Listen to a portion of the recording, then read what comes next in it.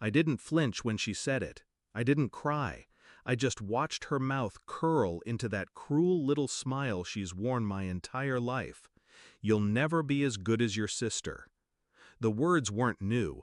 They'd been carved into me since childhood, at birthdays, in school plays, in whispered comparisons when she thought I wasn't listening. My sister, the golden one. Me, the shadow. But this time was different, because now I had the knife. Growing up, I used to think her approval was oxygen. I chased it like a starving dog, grades, trophies, scholarships.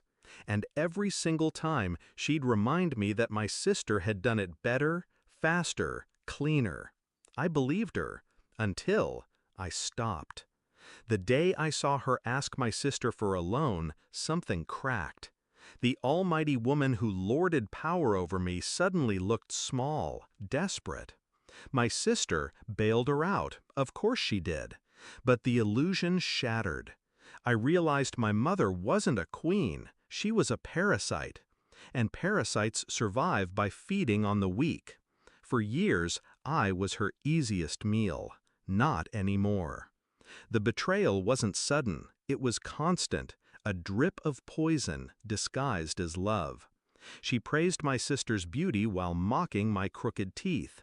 She bragged about my sister's promotions while reminding me of every rejection letter I ever got.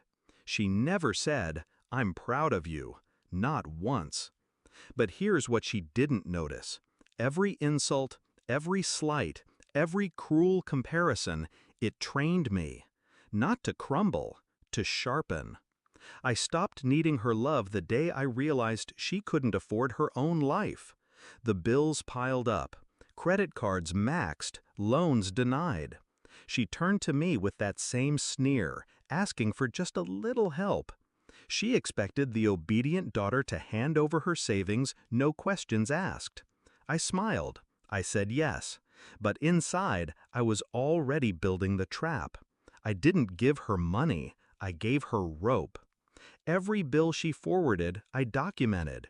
Every lie she told my sister about unexpected expenses, I traced. I built a ledger of her manipulations, a neat little archive of her greed. I started small, paying only what she absolutely needed, just enough to keep her afloat. She thought she had me wrapped. In truth, I had her dependency coiled tighter around her throat with every check I wrote. The beauty of it was patience. Parasites get careless when they think the host is secure. And then, tonight came. Family dinner. The same suffocating dining room where she'd humiliated me 100 times. My sister sat across from me, flawless as always, sipping wine and unaware of the storm I'd brought in my pocket. Mother leaned back, her glass raised, her face lit with that familiar disdain. And she said it, the line I'd heard my whole life. "You'll never be as good as your sister." But this time, I didn't swallow it. I didn't shrink. I stood, calm, steady, and I said, "Then ask her to pay your bills." Silence. You could hear the clock ticking on the wall. My sister's glass froze midair. My mother's face went pale, then red, then pale again. I didn't stop. I pulled out the folder I'd brought, her debt statements, her loan requests, every desperate text she'd sent me at midnight. I laid them on the table like evidence in a trial. My sister's eyes widened as she scanned the numbers. The vacations Mother had claimed were gifts from friends.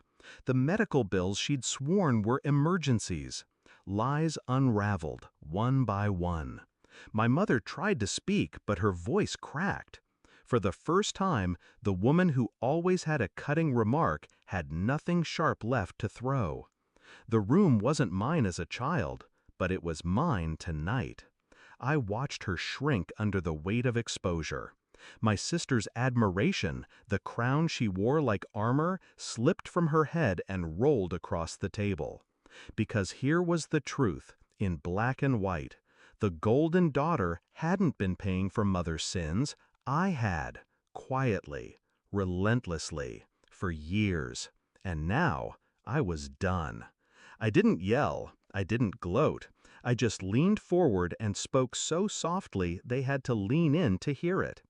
You've compared me to her my entire life. But the difference is, when you fell, I caught you. She didn't. I slid the folder to my sister. From now on, she can decide if she wants to. The silence that followed wasn't awkward. It was surgical. My mother looked at me like she didn't recognize who I'd become. Good. That was the point. The obedient daughter was gone. All that remained was the one thing she never thought I could be, stronger than her. Walking out of that dining room felt like exhaling after years underwater. I didn't need her approval, I didn't need her love, and I certainly didn't need her comparison. I had given her exactly what she gave me all my life, an impossible standard. Let's see how she measures up without me carrying her weight. Justice doesn't always come with handcuffs. Sometimes it comes with silence, with a single sentence, with a room gone still, and a woman finally stripped of her crown.